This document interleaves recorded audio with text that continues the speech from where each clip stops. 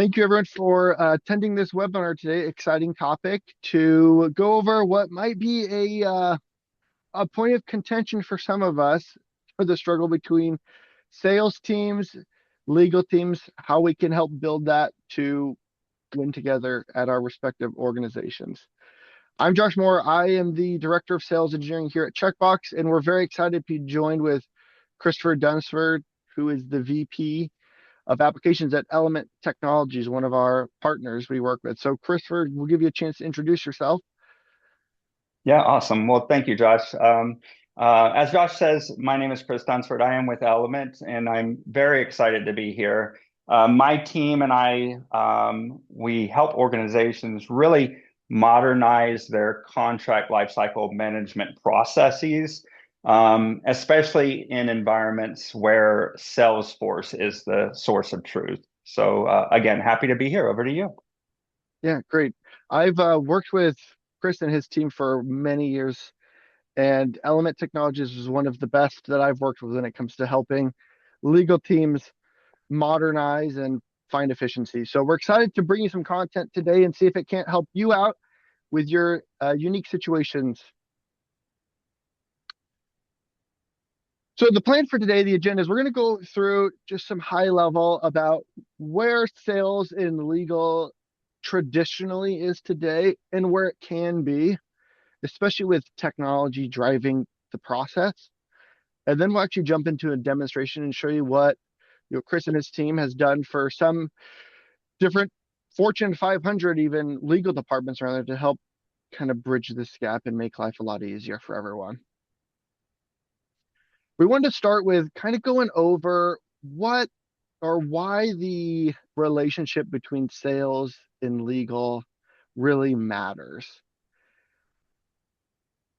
We often see that when there's a good relationship between sales teams and legal team, deals just get done quicker. The modern buyer today moves fast. We want speed, and internal delays can sometimes, cause issues in making that happen. We also found that when there's alignment there, a lot of those inefficiencies are removed.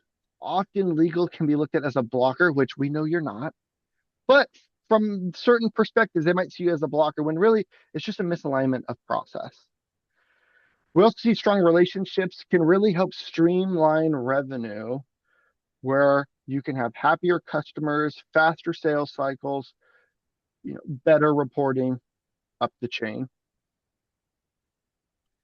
And then lastly, we can see that with a good relationship, there really can be supporting priorities. It doesn't have to be that sales is just reckless doing whatever it takes to close a deal, and that legal is just super slow because we're very risk averse and need compliance. Those things don't have to compete when that relationship is there.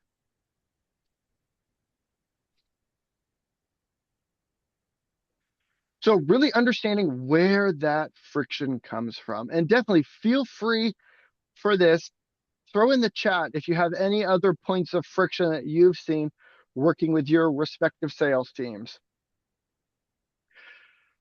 Oftentimes, one of the frictions we hear is a lack of prioritization or visibility, right? I'm sure everybody here can raise their hand the number of times that sales has said, hey, where's my contractor? Why is this taking so long? And from legal's perspective, it's like, I have 30 other things to do. And you just sent this over without any context. I don't even know what the deal is. We also see that there can be a misalignment between, the level of a risk that we trade off for speed and revenue recognition. We've seen incomplete, inaccurate information come across, which can be a point of contention between those two parties.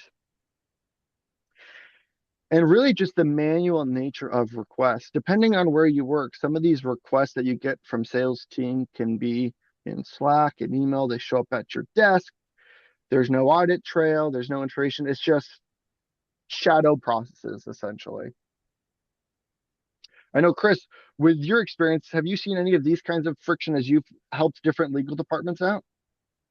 Oh, absolutely. We go into a lot of these organizations and just have candid conversations. And you know, organizations will say, "Hey, we want this great thing," and one of the questions I ask is, "Well, where are you at right now?"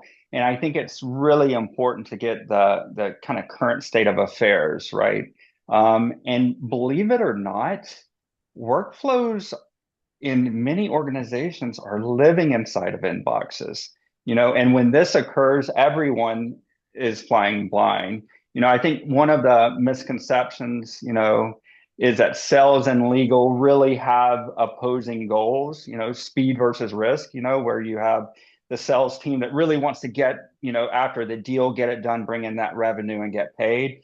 And the legal team is about risk mitigation and kind of slowing that process down. And I think in reality, both teams really kind of crave the same thing, and they want that predictable path to get to a signed deal, right? And so, in order to do that, we really have to get organizations out of living in the inbox. Yeah, it's a good point. And oftentimes what I hear is that, from the business's perspective, sometimes they look at legal as almost like a cost center where it's like, look, we don't want to invest all that much because at the end of the day, like our sales team is what brings in the revenue. But we all know in practice, a majority of that actually is on the back of the legal department making the deal come together in that contracting process. And so that's where, you know, understanding these points of friction and being able to solve for them, even in a data driven way, can really work wonders on both sides of, yeah, like you mentioned, Chris, really we're doing the same thing at the end of the day, but oftentimes we think of it as this friction that exists. Yeah, 100%. I think if we fix the process and we align the incentives, then that relationship between sales and legal, it really becomes a strategic advantage instead of a bottleneck for organizations.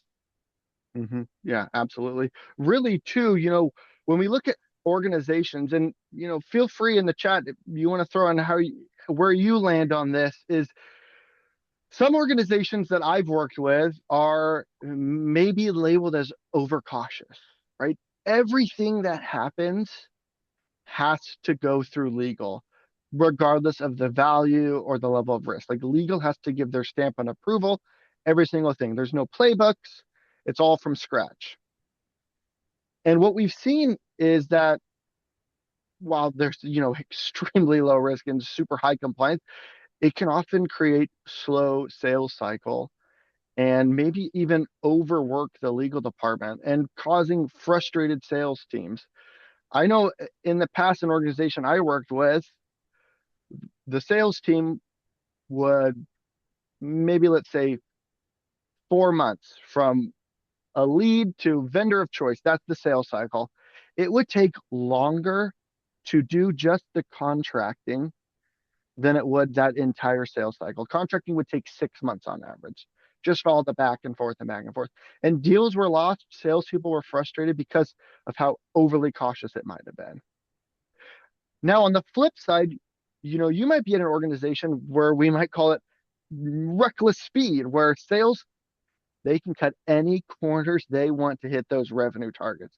Little oversight. There's inconsistency in terms across the deals. And as a result, what we see is, that can only be kicked so far down the road. Eventually, disputes will come up from it. There'll be revenue leakage, compliance issues, and oftentimes, too, the customer will then begin to own the product roadmap and drive what needs to take place. Like another example I saw was at a different organization was this first red line that came back. This enterprise customer says, we're going to own all the intellectual property of your organization. That's one of the red lines they added in. And, without at least some checks and balances, that would have been not good to sign the dotted line on. So we don't want that reckless speed. Really, we kind of want this almost smart risk where things that are low risk can be self-service. Things that are high risk, let's go to legal on it. You can automate the things that are standardized, allow legal to focus on the complex. And when we see that in organizations, really the results become faster deals and a better risk posture. And I know, Chris, you've actually done this for many organizations. Yeah, 100%. And that's where you need to really identify what can be more self-served within your organization, right? And so once we go into these firms and we have those conversations, I mean, you're talking about NDAs, you're talking about standard contracts, stuff that's kind of boilerplate or creating, kind of playbooks with standard clauses that will get kind of injected into those contracts automatically. These are the things that you can automate, and you don't really need legal. In some of our organizations that we've worked with, there's been a human in the loop, even with those, but it's, a glance over, yep, approved, let's go.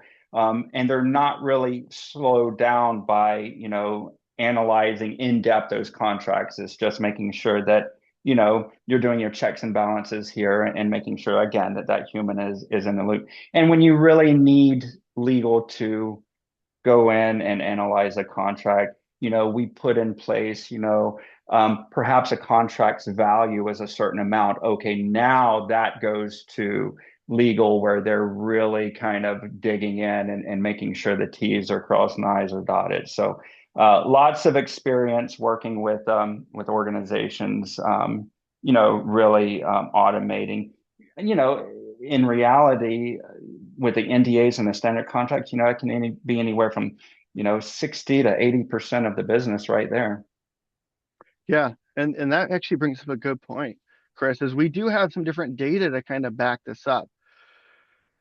So from some different sources, Deloitte, some different studies that have been out there, we see from the actual hard data that actually 1 in 5 in-house lawyer hours goes to this kind of low complexity, repetitive type work, right? Almost 20% of their time, which, going to law school, multiple years, like that's high value people spent time doing this kind of low value work. For NDA specifically, the data shows that 6 hours at least per week negotiating these, which for a majority of organizations are very just low risk in nature. But we're spending all of that time going back and forth and doing things. And we found that 65% of these in-house professionals feel like they are wasting time on administrative work. And that is their biggest frustration in-house is this administrative layer that they don't want to do. And it kind of tracks when you see that half of the time on average that a legal department does is related to contracts in some sense, managing them, working with them, especially from a sales perspective, which is why we see so much demand for tools like Checkbox and using partners like Element to kind of solve for this so that we can have more efficient relationships with sales teams because deals get done quicker. Legal teams aren't burnout. Time is being spent on actually strategic negotiation instead of doing boilerplate contracting. Yeah, exactly. That's a good point, Josh. One thing I find, going into any engagement with organizations, whether we're doing CLMs or we're implementing document management systems, those sorts of things, is legal teams are overworked. They're just overworked. And so taking that burden off of the legal team and automating these, I call it low-hanging fruit. When I go into an organization, one of the first things I say is, let me automate your expertise, right? That's how we're Mm. going to scale. If I can automate your expertise, then as Josh says, that person, that attorney can go up and actually, make a lot of money for the firm, instead of saying, oh, I've got to do this other admin task or, this, low billable task. So let me automate your expertise and I mean we just all move forward better. Yeah. And a lot of this does come down to making sure you own that process that sales has to the legal team and vice versa. Because when the process is defined, things will run a lot smoother and a lot quicker, and both parties will be happier. What we see too with those high performing sales and legal teams, really kind of five elements in this maturity model for it. We see one is having that shared information layer. And this kind of goes back to that first point where sales teams like, where is this? Where's it at? I need to know. And they're just spending more time administering you than just letting you get the work done. So having a shared information layer is important. Clear rules of engagement is another one that can be, again, very process driven and defined, which we'll show you. And this includes like what Chris mentioned, like pre-approved fallback positions or risk guidelines that are hard coded to just make it easy for them to do what needs to be done, but still helps you be within your risk profile as an organization. Creating predictable and transparent workflows will help too.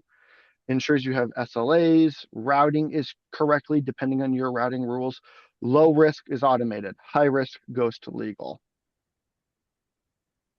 Creating a unified contract activity history is nice. It gives you one source of truth where you can see the versions, the comments, the approvals, what happened to get us to this point of the contract. Having a central request where those can all be recorded too. And then all of that within a technology as that enablement layer, tools that can support both legal and sales without giving you an administrative burden. And this framework is what we're going to actually show in a little bit of how we see legal teams actually accomplish this today. Now, when it comes to strengthening that legal relationship, there are some different best practices we've seen. When we look at that pillar, how can we actually productionize this? So some of the best practices include, number one, co-design that contracting process with them. Bring the sales leader in and work with them to map out the current state versus the ideal workflow state. Identify unnecessary approvals, redundant steps, gaps in information. And that's like 101. What Element and team does is when they come in is, Chris actually just mentioned it, is let's figure out where you're at today and where you'd like to be. Yeah, and I mean, you definitely got to bring the sales and legal team in together. You got to bring them into the same room. And I know that sounds simple, but we've all been there, right? And trying to get, these teams communicating can be a challenge at times. And you got to map out the workflow. You really need to identify the bottlenecks and come to an agreement really on what good looks like. And I'm not going to say perfect, right? You're not trying to get the perfect right out of the gate, but you're trying to get to a good workflow that you can rely on and reduce effort. I would also add to this, once you kind of have the basics, I would, if I'm sitting in your chair, I would bring in an outside consultant, either Element or someone else who's been there and done that. We can bring it. I mean, we've worked with many clients to achieve good processes in CLM, and we can help you think outside of the box. Sometimes you kind of get that, the blinders on and you're kind of focused, but we may be able to come in and say, well, have you thought about this? So definitely think about going that route as well. Yeah, yeah. There's different perspectives that, someone who's done it hundreds, if not thousands of times now can bring. That's a great point. Another best practice too we see is introducing those mutual risk playbooks, working with the sales team to identify, hey, out of the gate for some of those, let's say like NDAs, these are pre-approved fallbacks that sales doesn't even need to escalate to us. They can just work directly with that counterparty, with their prospect. And this is stuff that we can just accept out of the blue. You don't even need to bring it to us. You don't need to spend legal's resources and times on doing that. So there are things that you can even identify during that to help define the process to make that relationship better. Another best practice we've seen too is it actually kind of starts with intake, improving your intake discipline. Requests from the sales team have to start somewhere. And so you want to meet them where they work. Salesforce is where I say a majority of organizations' sales teams live. They eat, sleep, and breathe Salesforce. Attorneys eat, sleep, and breathe Outlook and Microsoft Word, right? And you need a tool that can meet them both where they work. From an intake perspective, email, Slack, Teams with AI to automate a lot of those processes can really capture a lot of that missing information, right? Instead of just throwing something over the wall to legal and you responding back and forth, let the intake do that for you. You would then get complete requests. They will get quicker responses.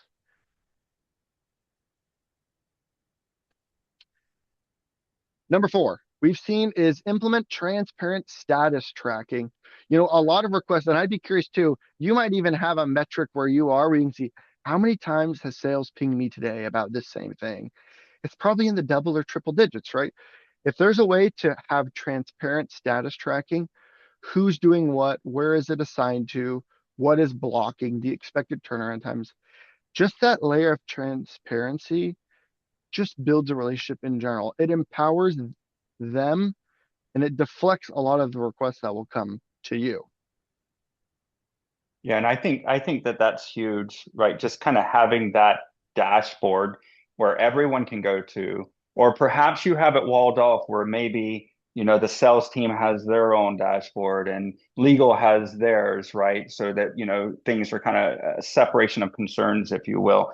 Just being able to go there and just know what's going on, it prevents that, hey, do you have any update? Or can I get a status update? What's going on with it? It just prevents all of that. In addition, when we're talking about, implementing good CLMs, it's not just about the dashboard and about what's going on now, but about the contracts that have already been executed. When is this contract Mm, going to expire? Is it going to, what do we have set for 90 days before it expires? 60 days, 30 days, right?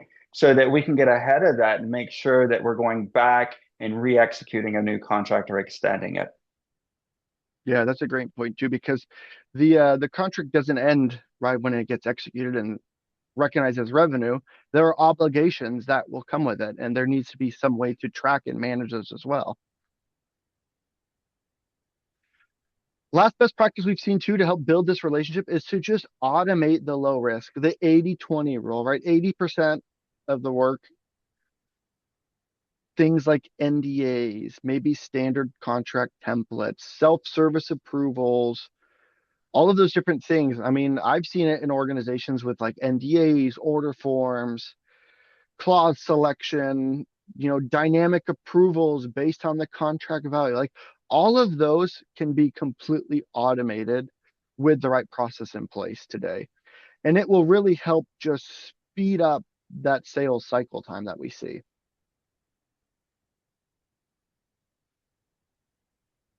And then last best practice is actually to just build a feedback loop. You know, that relationship is living. It doesn't just end. So constantly iterating and aligning with them and identifying bottlenecks and reviewing patterns, especially once you have a process in place, then you can have the data that you can use to make actionable decisions to make it even better between the two when it comes to the different work requests that come in from legal. Yeah, and I would say that, even though this is the last one, certainly not the least, I I would argue that this is a hugely important piece here is once we've seen organizations where they set it and forget it, really. They implement, a CLM, they implement a DMS, practice management, whatever it is, and they say, "Oh, we're good," and they're off doing their business, right? Everybody's busy, everybody's trying to make money and it's understandable. But the bottom line is the organizations needs change, laws change, regulations change, right? And so it's that every quarter just going back, is this still meeting our needs, or do we need to tweak this? So absolutely, meeting and we at Element, what we have is a strategic initiatives council, is what we call it. And so it's going in and meeting every quarter to make sure that these things that we created or bought or implemented, they're continuing to meet our needs. I would argue that that would be an important step for you as well. Yeah, that's a great point too, because the technology could be the best that is out there, but if it doesn't have adoption or if it isn't being utilized correctly, it's probably not bringing the value that you as an organization want or are expecting. So, how does technology help bridge that gap today? Number one, it can help you have complete information. With Checkbox, we'll show you as an intake leveraging AI, you can get all of the details that you want right out of the gate. So there's no more stuff just being thrown over the fence to you or you having to go back and forth to get those details. It can just happen automatically. There's also visibility, right? We can let the requesters and the legal team have their own dashboard so they can see the real-time tracking of the status, check what's going on, what are the next steps. And it integrates right in Salesforce today. We also would help legal, become unfazed with that smart routing, risk-based automation.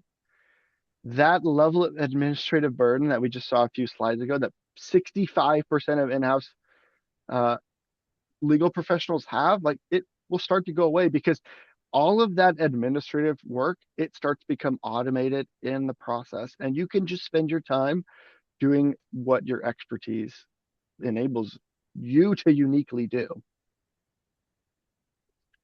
And then lastly, it will increase speed in those routine tasks. With Checkbox, you can even deflect things like policy related questions or provide purely self-service, but with a human in the loop, options, approvals, integrations. So it really sets you up for success and it helps sales teams because they're happier with getting quicker answers. It helps legal teams because you're doing that meaningful work and the process is in place for the both of you. So at this point, I'm going to go ahead and I actually just want to jump in and we're going to show you some examples that we've done in practice that has helped sales and legal teams come closer together. So for that, we're going to actually jump into a demonstration of Checkbox. So as we go through this, we'll spend about 10, 15 minutes. So I want to leave time for questions. But if you have any questions or any thoughts or points come up, throw them in the chat. I'm sure others of the attendees might have them as well. So don't hesitate to ask what is important to you as you're looking to maybe solve this problem you might have internally. Everything we're going to show you has a layer of data to it. It has metrics. And oftentimes, when I've worked with Chris and his team too, with organizations, one of the biggest issues they have is they don't even know where to begin. They don't even know what are the bottlenecks between sales and legal. Where are they at? What's happening? Where are these requests even coming from? With Checkbox, there are metrics and there is data that you can use to track and see, oh yeah, look at that. Sales is actually our number one requester of work, we can see. Or we can see our contract reviews from them have consistently gone up month over month. If that trend continues, we might need to hire another contract attorney to keep up with that demand. All of this data comes from what we call the matter boards or the requester view. This is where all of those requests funnel into from Salesforce or quite frankly, from anywhere. While today we're talking specifically around like contracts and Salesforce, Checkbox as a whole supports all the different type of legal work that you might have. Intellectual property, marketing review, compliance, employment issues, you name it. They all funnel into here in what we call a matter or a request. Within these, you have the ability to track what's important to you with metadata on the right. So the idea here is that when a request comes in from sales, it's going to land right here and it's going to be complete. It's going to have everything that you need. As a legal team, you can work on it right from within here. You can email on the app if you want. You can email an Outlook in Gmail. It syncs back in. But this becomes that centralized location where requests come in, regardless of how the sales team gets it to you. Now in Checkbox, we can support a variety of intake, right? We can support it through a form. We can support it in Slack through a legal team channel. But where sales teams spend most of their time is in Salesforce. Salesforce is where they want to work. Checkbox is where a lot of legal teams want to work. And we bridge the gap between the two. I'm here in Salesforce right now, and I'm actually on an opportunity. Now, let's say I want to generate a document for this opportunity. Right at the top, we can put buttons in. So let's say in this example, I want to just generate an NDA. I'll choose to generate NDA, and then I'll click next. What happens in the background is different key data points from this opportunity and the account are passed to Checkbox in the background, where you define the process. For my example right here, a document will be generated and it's just going to show up in Salesforce automatically. So I'll hit finish, and you'll notice down below in the files, now there's 3 files, and here's that NDA we just generated. It shows up automatically in the opportunity. It assembled it specific with the information. We can see here's the receiving party that it took from the name of the account. It pulled in the information. It uses your boilerplate template.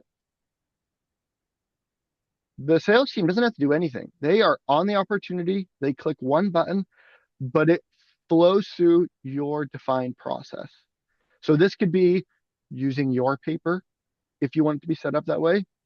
It could be an option where maybe you upload a third party paper and it kicks it to legal to review, for example. So let's say, yeah, I want to submit a legal request actually. I can then select that NDA we just generated. I can say, I need you to review this. You know, maybe the counterparty said something about Delaware as the state. You control what information you want to capture. So this might be an oversimplification of what you'd want, but for me, I can choose the file I want it to be reviewed, and I can describe what I need. You know, if you think about the last time you reviewed a contract for your sales team, like what was important for you to know about that? Maybe the amount, maybe what type of agreement it is, maybe certain language, you know, you name it, whatever you want. Click next. We will then capture that information, send it into Checkbox. If I then jump back and look at where those requests all funnel into, I can see that that request just came in.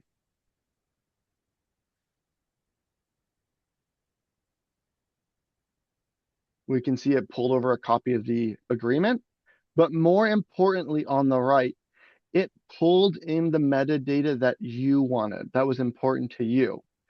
So for my demo environment, I bring over the account owner, the account name, the opportunity amount, and a link to that opportunity.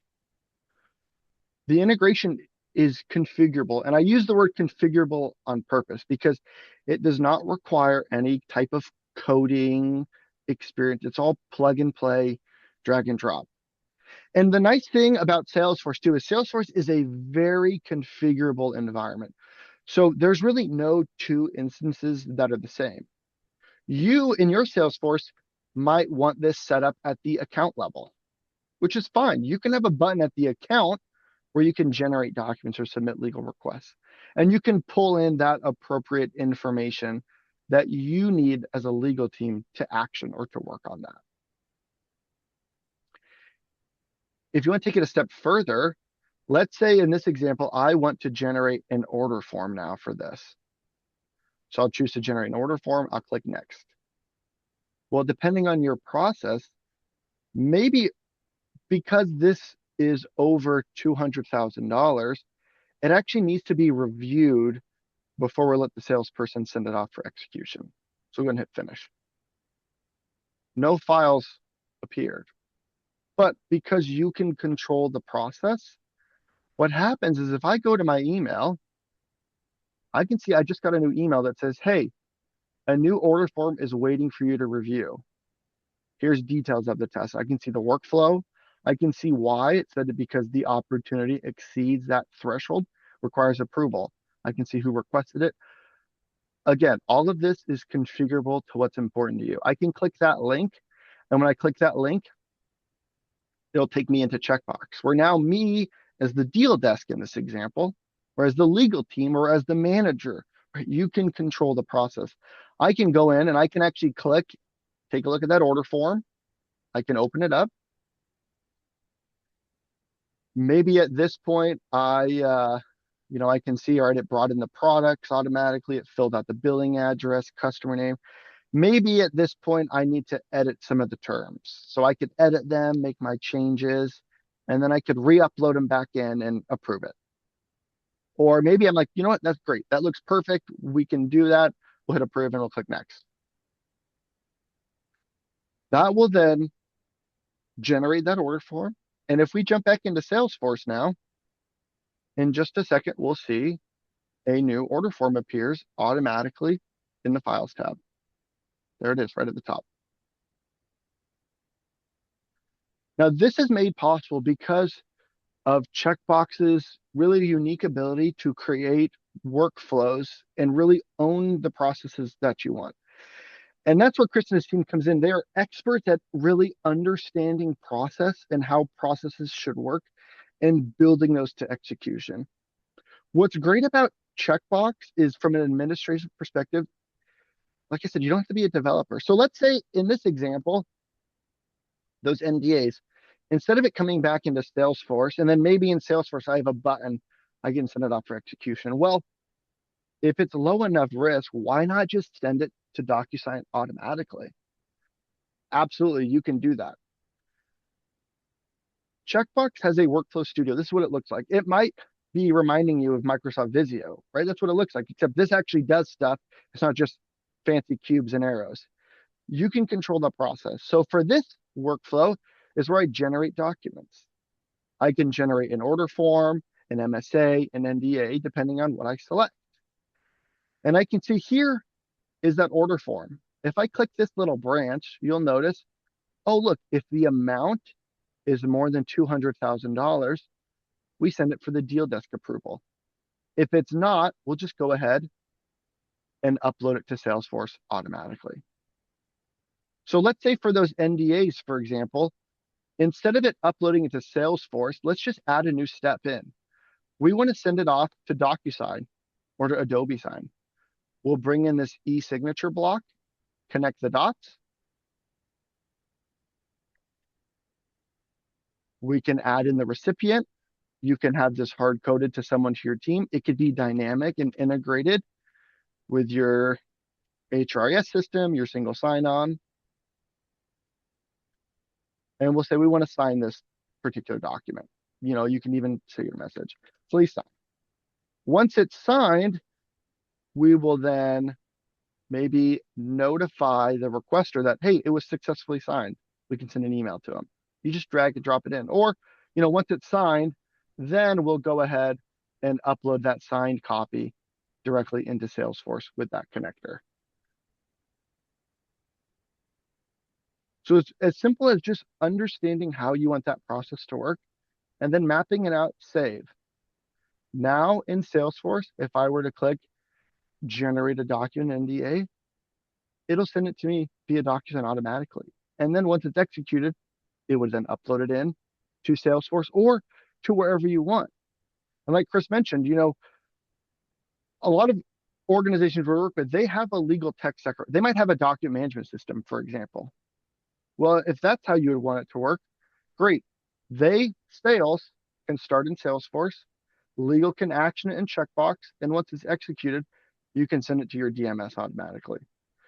Instead of you manually doing that process, it can just happen in the background automatically.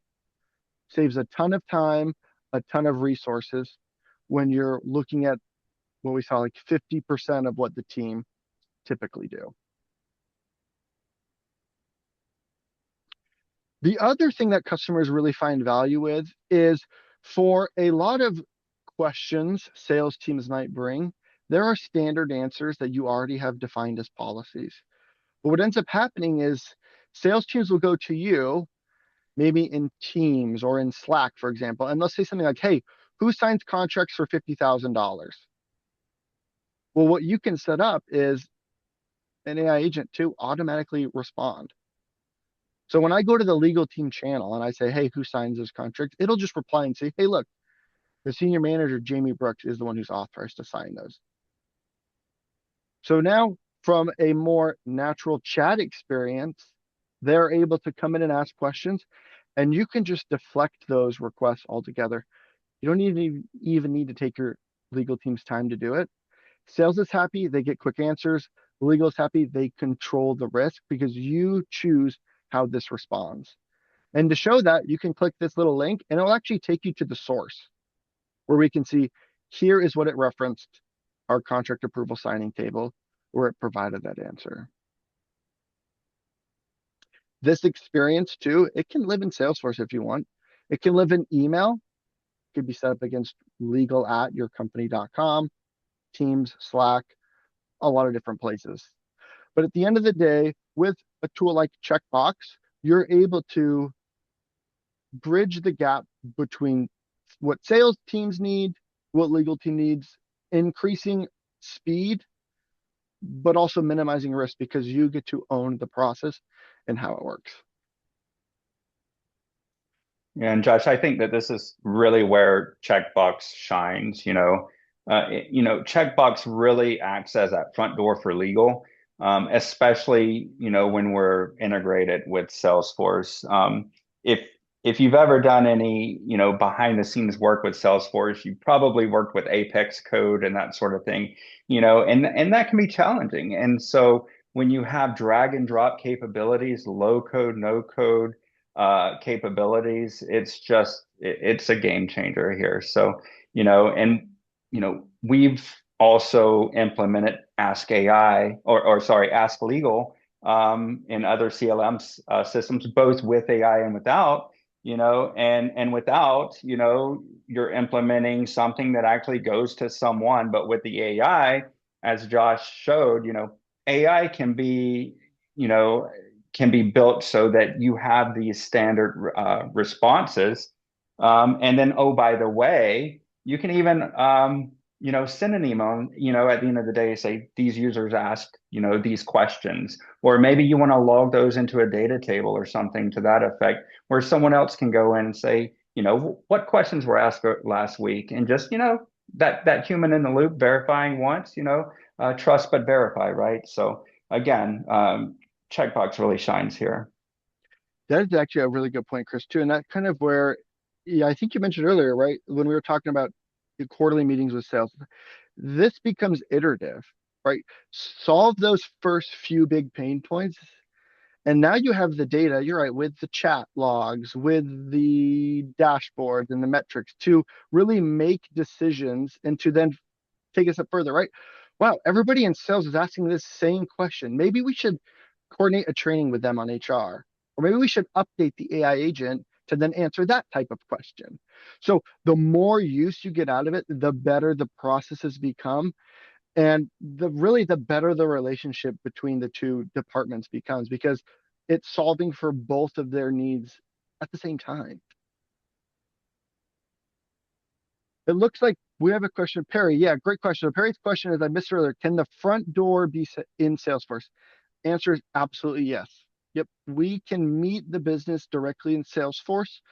Requests can originate in Salesforce. They can pull directly opportunity, account, really any Salesforce information directly where they need to go. So yeah, salespeople can live in Salesforce while the legal people can live in Checkbox or depending on your legal tech stack, wherever the request might need to be routed. Mhm.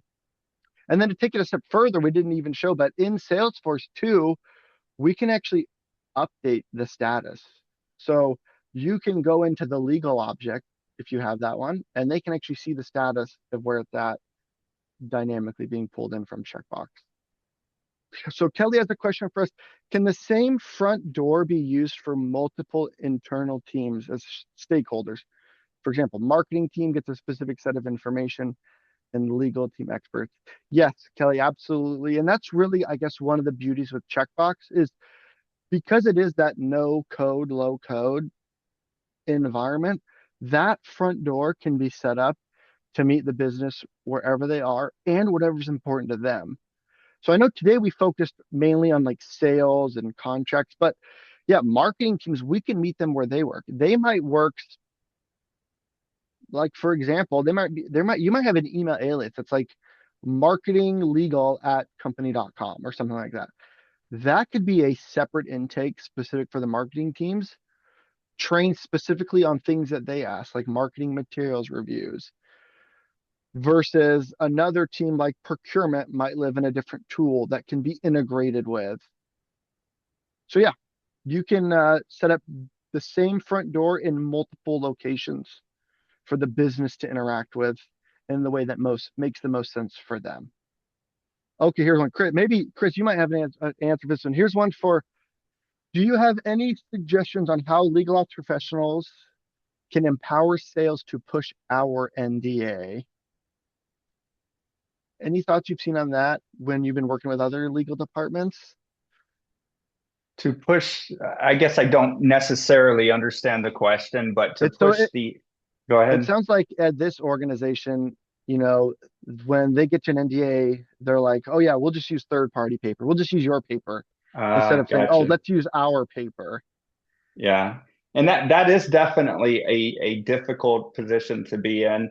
Um, I mean, there's not a right answer or a wrong answer. I know that when we're working with organizations, it typically what we've seen is about 50-50, right? That, you're going to get third party or you're going to get the internal.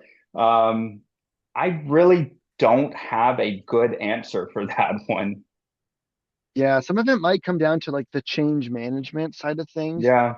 Yeah. and really understanding like why are they okay with the third party paper? Like, hey, if they found out that their deals would get done quicker if they use first party paper, they would likely be more motivated to push their paper because they, at the end of the day, can recognize their revenue much quicker than having to use a third party NDA and do all this redlining back and forth. Mhm. And like we saw in Salesforce too, I mean, some of that can be process driven. So if it's easy for them just to click a button, it generates the NDA, it sends it to a certain contact on the record via DocuSign, and they just sign it. It removes, I guess, maybe the option even to let them use a third party paper. All right, we'll give it 15 more seconds, see if there's any other questions. If not, uh, thank you everyone for taking time to go over this. Hopefully, it's been insightful and you've been able to learn a few things that you can actually take and apply today to make life easier for both your sales and your revenue team, but also your legal team, who we know with is, essentially like the backbone of the org. Everything runs through legal. Everything. We talked a lot about sales and contracts, but there's a whole other world of compliance, marketing, you name it, procurement that they do too. So we're happy to be here and definitely feel free to reach out to email either of us directly. Happy to be a resource if you need anything. And then Chris, too, thanks for joining us and sharing all of your expertise that you've Of course. collected years in the industry. Yeah. Happy to be here. Thanks for the invite. Yeah, awesome. Thanks, everyone. Have a great holiday season.